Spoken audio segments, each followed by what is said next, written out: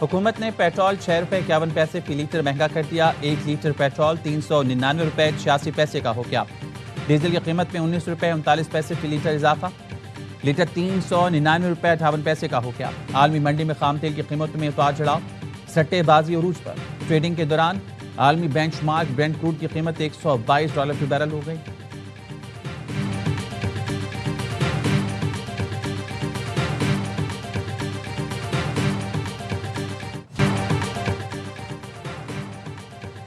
Petrol dealers کی ہڑتال کی خبریں بے بنیاد ہیں۔ سوشل میڈیا پر پیٹرول پمپس کی بندش کی خبروں میں کوئی صداقت نہیں۔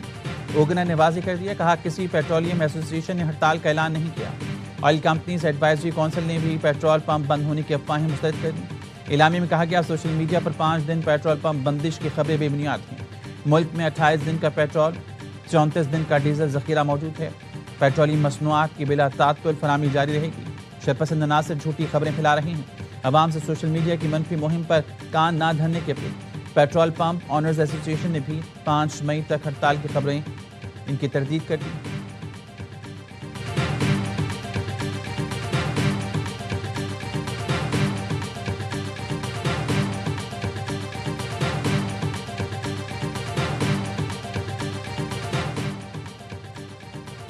وزیراعظم کا معاشی طور پر کمزور طبقے کے لیے ریلیف برقرار رکھنے کا فیصلہ۔ موٹر سائیکل، پبلک اور گڈز ٹرانسپورٹس کے لیے سبسڈی میں 1 ماہ کی توسیع۔ وزیراعظم نے مسافر اور مال بردار گاڑیوں کے کرائے میں اضافے روکنے کی ہدایت کر دی۔ کہا صوبائی حکومتوں کے تعاون سے عام آدمی کے لیے اربوں روپے کا ریلیف پیکج دیا۔ عام آدمی کو ریلیف دینا حکومت کی اولین ترجیح رہے گی۔ وزراء سندھ نے بھی موٹر سائیکل مالکان کے لیے ٹارگیٹڈ فیول سبسڈی میں توسیع کر دی۔ مراد علی شاہ نے کہا بائک مالکان کو دی جانے والی سبسڈی جاری رہے گی۔ سندھ میں بائک کے لیے مہنگے پیٹرول کے پیش نظر 2000 روپے ماہانہ سبسڈی مقرر۔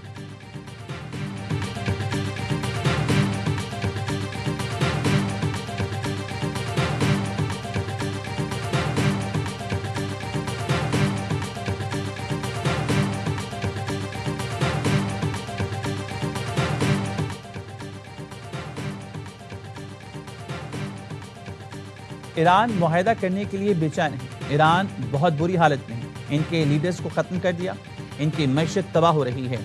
ایران پر پابندیاں کامیاب ہیں اور وہ اپنا تیل نہیں بیچ سکتا۔ امریکی صدر ڈونلڈ ٹرمپ کی وائٹ ہاؤس میں میڈیا سے گفتگو، کہا اور چند دوسرے لوگ ایران کے ساتھ مذاکرات کی تفصیلات جانتے ہیں۔ امریکی ناکہ بندی کے باعث ایران تیل سے پیسہ نہیں کما پا رہا۔ ایران میں آپریشن ختم ہونے کے بعد تیل کی قیمتیں گر جائیں گی۔ ایران کی 90% میزائل فیکٹریاں اور جوہری صلاحیت تباہ کر دی۔ ایران کی فیفا ورلڈ کپ میں شرکت پر کوئی اعتراض نہیں۔ صدر ٹرمپ کا پھر پاک بھارت جنگ رکوانے کا تذکرہ، کہا پاک بھارت جنگ میں 11 تیاری کرائے گئے۔ وزیراعظم شہباز شریف نے کہا میں نے جنگ رکوا کر کروڑوں زندگیاں بچائیں۔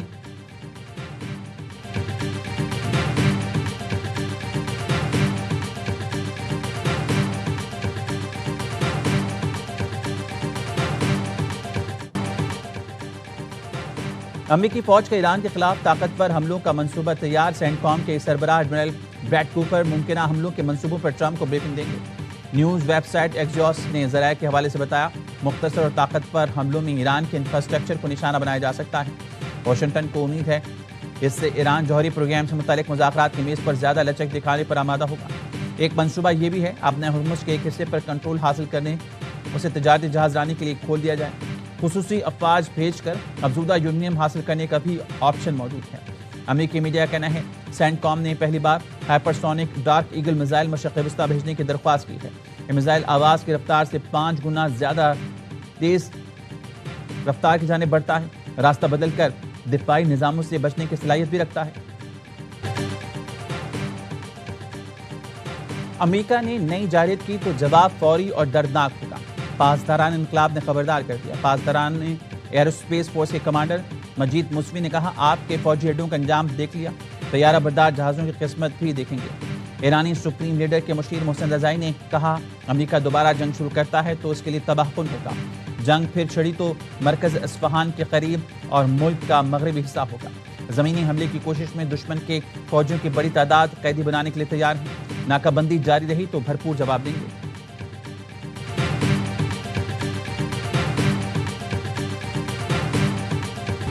امریکی موجودگی کے بغیر خلیج کا مستقبل تابناک ہوگا۔ ایرانی سپریم لیڈر مجتبی خامنئی کا یوم خلیج فارس پر پیغام، کہا اب ہرمز میں نیا باب لکھا جا رہا ہے، آبی گزرگاہوں کا تحفظ یقینی بنائیں گے۔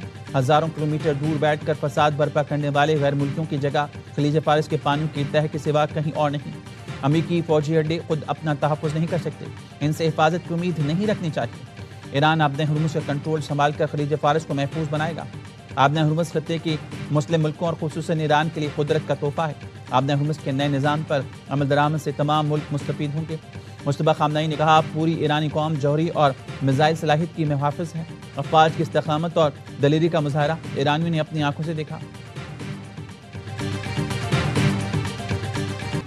امریکہ حد سے زیادہ مطالبات اور بحری ناکہ بندی ختم کرے تو ایران مذاکرات پر تیار ہے۔ ایرانی صدر کی جاپانی وزیر اعظم سے گفتگو، کہا امریکہ نے قیادت کو نشانہ بنا کر جنگی جرم کا ارتکاب کیا، خطے میں امن کے لیے سفارتکاری پھر شروع کرنے کو تیار ہے۔ جاپانی وزیر اعظم کی ایرانی وزیر خارجہ سے بھی گفتگو، عباس عراقچی نے کہا امریکہ اپنا رویہ تبدیل کرے تو مذاکرات کریں گے۔ خطے میں کشیدگی کی وجہ امریکی جارحیت ہے، وہ اپنے رویے میں تبدیل لائے تاکہ تنازع کا پرامن حل نکالا جا سکے۔ جاپانی وزیر اعظم نے ایرانی حکام سے آبِ ہرمز کھولنے اور مذاکرات کی میز پر آنے کی اپیل کی، کہا ایرانی حکام سے اپنے جہازوں کی جلد واپسی کے لیے رابطے میں ہیں۔ آبِ ہرمز میں آزاد جہاز رانی کو یقینی بنانے کے لیے سفارتی کوششیں جاری رکھیں۔ آبِ ہرمز میں کشیدگی کے عالمی معیشت پر اثرات پڑ رہے ہیں۔ پاکستان جہازوں کی محفوظ آمد و رفت پر زور دیتا ہے۔ ہم آبِ ہرمز فوری کھولنے کے مطالبے سے متفق ہیں۔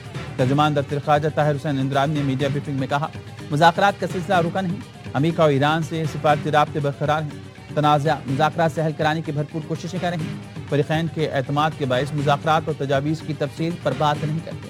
ترجمان نے واضح کیا کہ کابل میں پاکستانی ناظم الامور کو ملاقات کے لیے بلایا گیا۔ ڈیمارچ کی بات افغانستان کی جانب سے پروپیگنڈے کا حصہ ہے۔ افغانستان میں کسی بھی جامعہ بالخصوص جمال الدین افغانی یونیورسٹی پر کوئی حملہ نہیں کیا گیا۔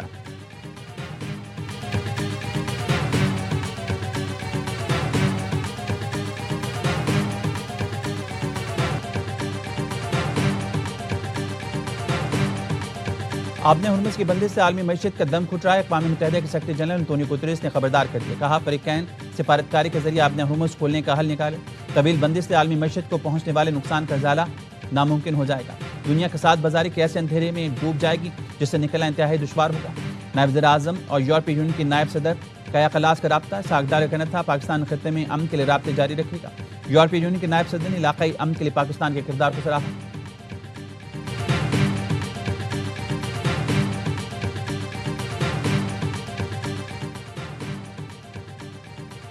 مشرق وسطیٰ کی کشیدہ صورتحال کے باعث متحدہ امارات کا بڑا اقدام، اماراتی شہریوں پر ایران، لبنان اور عراق کے سفر پر پابندی عائد کر دی۔ ایران، عراق اور لبنان میں موجود شہریوں کو جلد واپس آنے کی ہدایت۔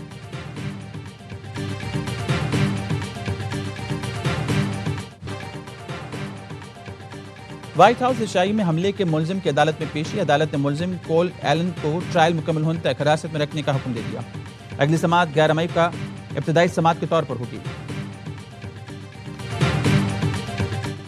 آج 1 مئی کو پاکستان سمیت دنیا بھر میں مزدوروں کا دن منایا جائے گا۔ یوم مزدور منانے کا مقصد ان افراد کو خراج تحسین پیش کرنا ہے جو خاموشی سے معاشروں کو حرکت میں رکھتے ہیں۔ یہ دن ایک عہد ہے کہ مزدوروں کے حقوق، عزت اور فلاح کو یقینی بنایا جائے۔ یوم مزدور پر ملک بھر میں سیمینار، جلسے، جلوس اور ریلیاں نکالی جائیں گے۔ شکاگو کی محنت کشوں کو خراج عقیدت پیش کیا جائے گا جنہوں نے 1886 میں حقوق کے لیے جانوں کی قربانی دی۔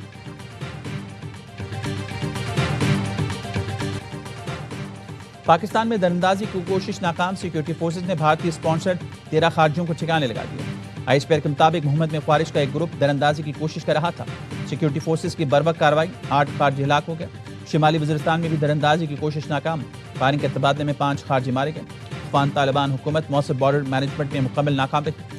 پاکستان کی سیکیورٹی فورسز دہشت گردی کے ناصور کے مکمل خاتمے تک کارروائیاں جاری رکھیں گی۔ وزیر اعظم اور وزیر داخلہ کا سیکیورٹی فورسز کو خراج تحسین۔